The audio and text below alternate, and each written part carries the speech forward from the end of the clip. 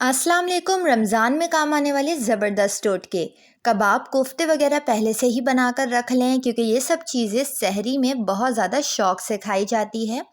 रमज़ान में तली हुई अशिया का कम से कम इस्तेमाल करें और रात का खाना ज़रूर खाएं ताकि पूरे महीने आपका मैदा और पेट ठीक रहे। अफ्तारी में सबके मनपसंद रोल, समोसे पहले से तैयार करके रख लें और अफ्तारी से कुछ मिनट पहले आप तल कर इससे लुत्फ़अंदोज़ हो सकते हैं। इसके अलावा प्याज का पेस्ट पहले से बनाकर रख लें, छोटी छोटी दूध की थैलियों में डाल दें। जब ज़रूरत हो तो पहले से निकाल कर पानी में डाल दें, पिघलने दें और फिर इसे इस्तेमाल करें। तो रोज़े की हालत में ख़वातीन को उसी वक्त प्याज का पेस्ट भी बनाना नहीं पड़ेगा। लीमू की कीमतें दिन ब दिन बढ़ती जा रही हैं। जब लीमू सस्ते मिले तो बहुत सारे ख़रीद लें, फिर इसको स्टोर कर लें। स्टोर करने का तरीका ये है कि हर लीमू के ऊपर अखबार लपेट दें, फ्रिज में रख दें। इस तरह से लीमू ख़राब नहीं होंगे। या फिर अगर आप चाहें तो लीमू का रस निचोड़ कर तमाम लीमू के रस को आइस क्यूब की शक्ल में जमा कर महफूज कर लें। और जैसे कि रमज़ान भी आने वाला है तो लीमू का इस्तेमाल वैसे ही बढ़ जाता है शरबत, चना चाट वगैरह में, तो बेहतर यही होगा कि आप लीमू का रस स्टोर कर लें। एल्युमिनियम और स्टील के बर्तन चमकाने के लिए आधे कप पानी में 1 चम्मच शैम्पू शामिल करें। इसमें 1 टीस्पून हल्दी डालें। इन चीज़ों को अच्छी तरह मिक्स कर लें। अब ये मिक्सचर तैयार है। इस मिक्सचर को बर्तनों पर अच्छी तरह से मलें, साफ़ करें। कांच के बर्तन दोबारा चमकाने के लिए भी ये बेहतरीन टिप है। घर पर दही जमाने के लिए दही का जोड़न नीम गर्म दूध में डालें और इसको किसी ऐसी जगह पर रख दें जहाँ कोई इसे हिलाए नहीं। 12 घंटे के अंदर बिल्कुल बाजार जैसी दही बनकर तैयार हो जाएगी।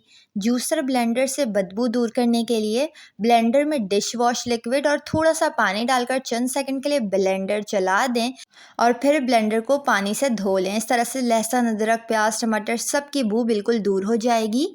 चीनी को पहले से पीस कर रख लें ताकि शरबत में हल करते वक्त ज़्यादा टाइम ना लगे।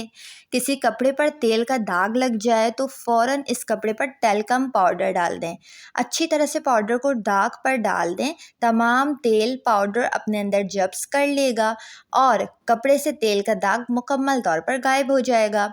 तुखम मलंगा को पहले से फुलाकर आइस क्यूब में डालकर जमा लें। अफ्तारी के वक्त शरबत बनाने के बाद ज़रूरत के मुताबिक आइस क्यूब शरबत में डाल दें, वो खुद ही पिघल कर हल हो जाएगा। और अगर आपको वीडियो पसंद आ रही है तो चैनल को ज़रूर सब्सक्राइब कर लें।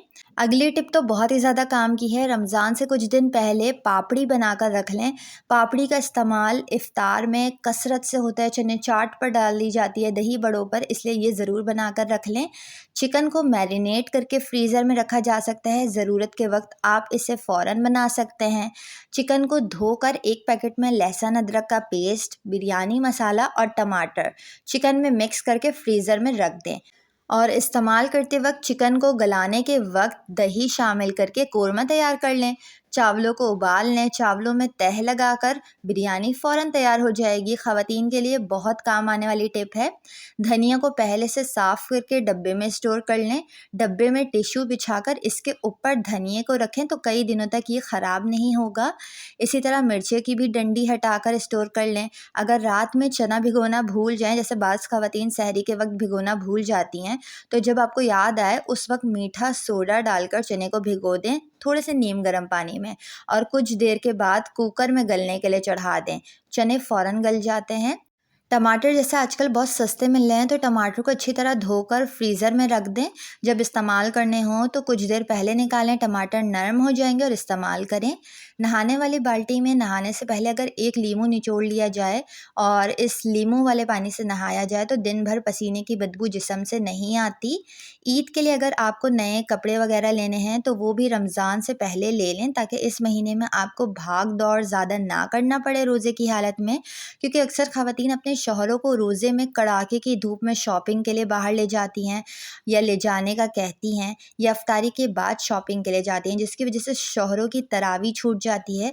इसलिए बेहतर यही है कि आप रमज़ान से पहले अपनी शॉपिंग मुकम्मल कर लें। रमज़ान सिर्फ खाने पीने या पकाने के दौरान थक जाने के लिए नहीं होता।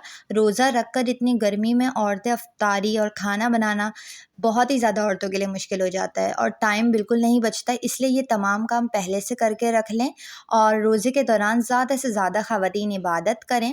वीडियो को लाइक और चैनल को ज़रूर सब्सक्राइब कर लें, क्योंकि आने वाले दिनों में इंशाल्लाह मज़ीद आपके साथ रमज़ान के इस तरह के बेहतरीन टोटके शेयर करने वाली हूँ। अल्लाह हाफ़िज़।